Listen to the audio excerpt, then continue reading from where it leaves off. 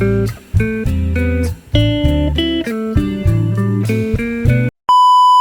akan membersamai kita dalam sebuah diskusi. Ini dia, kita berikan tepuk tangan yang paling meriah untuk Dialog Recharge bersama dengan Habib Hussein Jafar.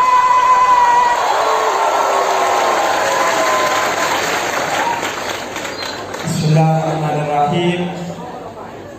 Alhamdulillah wassalatu wassalamu ala Rasulillah Muhammad ibn Abdillah wa ala alihi wa sahbihi wa man wala. Amma ba'du. Assalamualaikum warahmatullahi wabarakatuh. Ya, pertama-tama senang sekali, terima kasih atas undangannya kepada Gus Hasan Habibie, sahabat saya yang sekarang dapat tugas jadi PJ Bupati Kudus. Saya pertama Gus Hasan ini ngabari bahwa akan jadi PJ Bupati Kudus, itu saya bilang innalillah. Serius, saya itu heran, ada ya orang itu apa enak jadi pemimpin. Kalau saya kok kayaknya saya jadi Habib aja ruwet ini. Apalagi jadi pemimpin bupati, gubernur, presiden, itu hebat benar. Tapi ya kan, saya kalau jadi bupati itu kan turun kelas ya.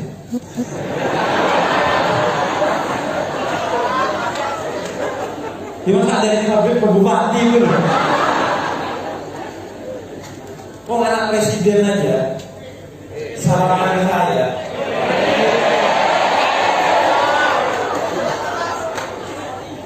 Saya anak presiden kan kata Kaisar, saya jadinya Nabi Muhammad.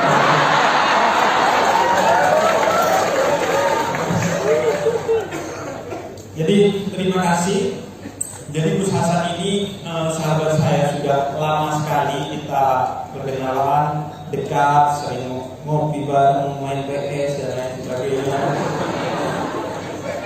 Terus ketika Gus Hasan menjadi PJ Bupati Kudus, maka saya berniat untuk terus menemani khususnya anak-anak muda di Kudus, karena paling tidak itu tradisi dari ulama-ulama dalam Islam, bahwa kalau mereka memiliki kedekatan baik nasab ataupun nasib dengan pemimpin, maka mereka memanfaatkan kedekatan itu bukan untuk dirinya. Misalnya Imam Ghazali dan lain sebagainya itu ketika dekat dengan para pemimpin di zamannya, mereka itu memasuki ruang-ruang pemerintahan bukan untuk memanfaatkan bagi dirinya, tapi memanfaatkan bagi umat. Di antaranya mereka kemudian menjadikan itu sebagai akses untuk masuk ke perpustakaan resmi pemerintah untuk menimba ilmu, kemudian menjadikan itu untuk mempengaruhi pemerintah dalam kebijakannya yang berpihak kepada rakyat dan lain sebagainya. Nah, hari ini saya kesini menemani PJ Bupati Kudus untuk kemudian memanfaatkan kepemimpinan beliau untuk memberikan manfaat paling tidak secara batin kepada teman-teman anak muda di Kudus. Ya alhamdulillah, akhirnya kan pendopo yang biasanya menjadi rumah pejabat sekarang paling tidak jadi rumah rakyat. Iya. Jadi agar pemimpin dan rakyat itu dekat, sehingga rakyat butuh apa, mau komplain apa, pemimpinnya bisa disapa dengan dekat, jaraknya dekat banget. Ini kalaupun harus panggung, itu hanya karena kebutuhan fungsi, bukan karena kebutuhan yang lainnya. Jadi itu, sehingga kemudian ketika pemimpin menerapkan kebijakan, rakyatnya juga nurut dengan ikhlas, bukan karena takut. Karena dia tahu, karena kedekatan itu. Nah, kemudian ini untuk pertama kalinya saya ke Kudus, alhamdulillah. Dan memang yang dekat dengan Kudus itu bukan saya, Yang dekat dengan Kudus itu teman saya, namanya Ona.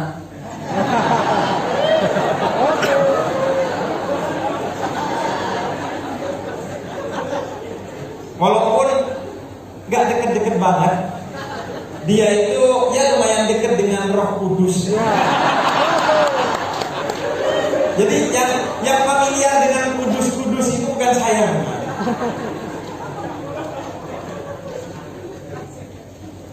Kemudian senang sekali jadi bisa bertemu. Tapi saya izin bahwa saya menyampaikan beberapa hal yang tadi sudah saya diskusikan dengan Pak Bupati, apa yang sekiranya perlu saya sampaikan. Selebihnya nanti kita tanya jawab aja, agar saya menyampaikan bukan apa yang ingin saya sampaikan, karena yang ingin saya sampaikan belum tentu kalian pengen dengar dari saya. Tapi biar kalian yang bertanya, nanti saya jawab agar saya menyampaikan apa yang ingin kalian dapatkan dari saya. Jadi lebih ke ngobrol-ngobrol aja nanti. Dan jadi Kudus itu kan salah satu menurut saya kemewahannya adalah tradisinya. Sejak dulu itu wilayah-wilayah yang maju dengan kemewahannya itu banyak. Sejak sebelum Nabi Muhammad hingga di zamannya Nabi Muhammad itu tradisi-tradisi yang besar karena kemewahannya itu sudah banyak. Babilonia, kemudian Romawi, Persia itu dengan gedung-gedung yang mencakar langit dengan ukiran-ukiran yang bombastis telah banyak. Tapi Nabi Muhammad SAW itu mengajarkan bahwa kemewahan yang sejati terdapat pada tradisi kesederhanaannya. Sehingga Madinah itu yang dibangun oleh Nabi Muhammad bukan utamanya gedung-gedungnya, tapi bahwa pola hidup yang sederhana sebagai kemewahan yang dari sana kemudian bisa menjatuhkan kezaliman Romawi, bisa menjatuhkan otoritarianisme Persia, dan menebarkan nilai-nilai kesetaraan dan keadilan bagi masyarakat bukan hanya di Madinah tapi di luar kota Madinah pada saat itu. Jadi kemewahan yang sejati pada akhirnya terletak kepada tradisi kesederhanaan. Apa yang dalam tasawuf itu disebut sebagai zuhud. Tidak duniawi, dunia itu hanya diposisikan sebagai latansa nasibakah miladunda. Gak lupa aja. Dunia itu bukan untuk kemudian diingat-ingat terus, tapi paling tidak gak lupa aja. Makan itu paling tidak gak lupa, bukan pikirannya makan terus. Paling gak lupa makan. Karena itu kadang-kadang kita itu butuh pasangan untuk mengingatkan makan. Iya, kan biasanya pasangan kalian itu mengingatkan sudah makan atau belum. Iya. Biasanya kan cowok kalian itu WhatsApp sudah makan atau belum. Tapi Anda harus ingat, cowok Anda itu hanya mengingatkan sudah makan atau belum. Tapi yang ngasih makan Anda itu ayah Anda. Jadi jangan lebih percaya cowok Anda ketimbang ayah Anda, karena dia biasanya cuma ngingetin, gak pernah ngasih makan. Yang tanpa dia ingatkan, Anda dapat makan gitu kalau lapar. Itu kan cuma basa-basi busuk aja. Dan Kudus itu saya rasa kemewahannya dari apa yang saya baca dan apa yang saya lihat selama di Kudus itu adalah pada kesederhanaannya. Bagaimana kuatnya tradisi, baik itu tradisi secara sekuler maupun tradisi religiusnya di masyarakat Kudus, yang menyebabkan kabupaten ini selalu baik-baik saja. Karena itu kontrol utamanya bukan pada pemimpinnya, tapi pada masyarakatnya. Karena di sini kepemimpinan itu bukan pada personnya, bukan pada orangnya, tapi pada tradisinya. Kira-kira Kudus ini gak pakai bupati, gak pakai DPRD, saya rasa akan tetap baik-baik aja.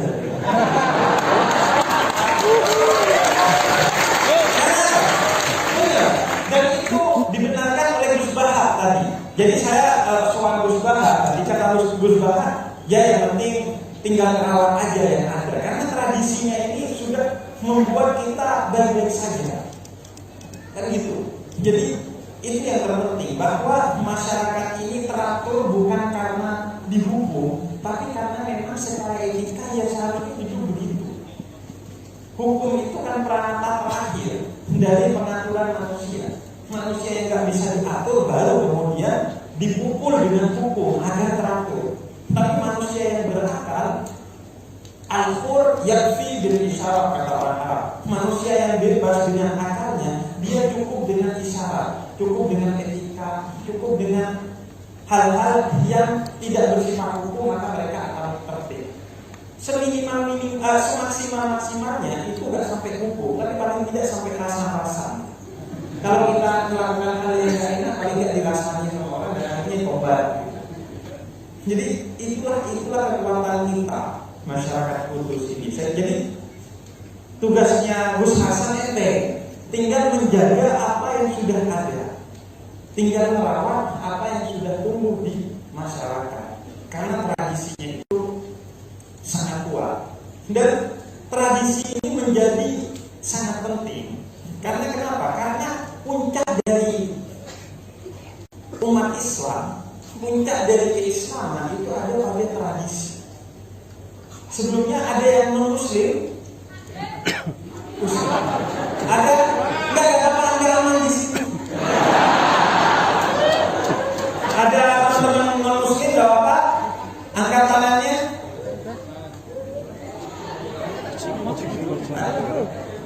Ya kalau nggak ada, mungkin ada salah satu dari kalian yang murtad dulu. Biar rasa keragamannya itu loh. Jadi next tolong dikabari buat acara seperti ini jika nanti ada lagi, entah itu kapan. Acara saya, khususnya acara saya di Kabupaten Kudus. Bagi teman-teman yang non muslim, silakan kalau mau hadir. Saya berusaha semampu saya untuk menyampaikan hal-hal yang mungkin rujukannya Islam, tapi pesan-pesannya itu universal. Bisa dimengerti. Jadi mau yang Kristen, Katolik, Hindu, Buddha, nyembah mineral, pokoknya kita duduk di sini, ketawa bersama, terkelakkan bersama. Silakan. Kemudian jadi puncak dalam tradisi Islam itu adalah dalam Islam itu adalah tradisi, yaitu mentradisikan kebenaran. Karena begitu kebenaran itu ditradisikan, maka kebenaran itu dijalani secara enjoy dan penuh dengan ketulusan tanpa keterpaksaan, karena sudah masuk ke dalam diri kita. Makanya kalau dalam tasawuf, puncak dari capaian itu didapat dengan riyadhah. Riyadhah itu apa? Tradisi, mentradisikan sesuatu. Karena istiqamah khairun min alfi karamah. Tradisi itu jauh lebih mulia dari ribuan kekeramatan. Kalau ada orang bisa jalan di air atau terbang di awan, itu gak ada apa-apanya dengan orang yang punya tradisi yang baik. Orang yang konsisten dengan satu kebaikan, istiqomah atau tradisi itu khairun, lebih mulia dari ribuan kekeramatan. Nah, karena itu tradisi itu menjadi puncak dari para sufi. Dengan apa? Dengan latihan riyadhah.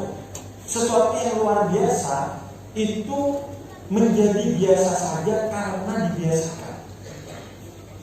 Jadi kuncinya adalah membangun kebiasaan, apa yang kemudian disebut sebagai tradisi.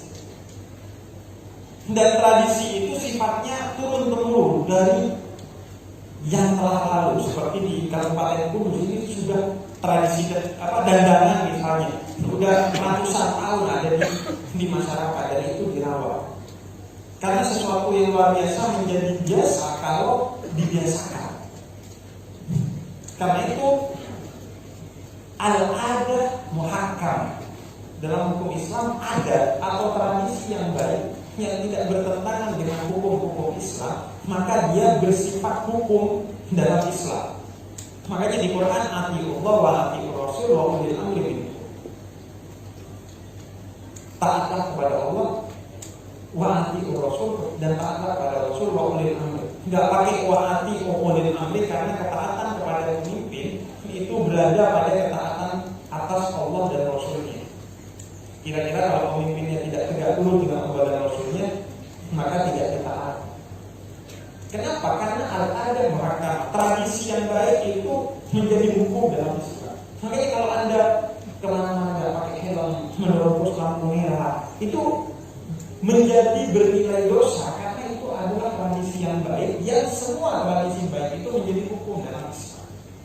Nah, di Kudus ini berbagai tradisi-tradisi baik ada, yang tugas kita adalah mempertahankan, melestarikan dan berusaha mengembangkan tradisi itu.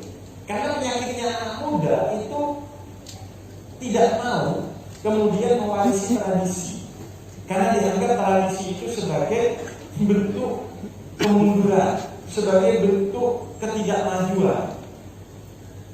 Padahal kalau kita amati, seringkali tradisi yang masa lalu itu lebih maju dari tradisi masa kini. Terlalu banyak tradisi-tradisi di masa lalu yang sebenarnya lebih maju dari tradisi masa kini. Contohnya yang gampang kalau di Kudus adalah tradisi berkurban tidak dengan sapi.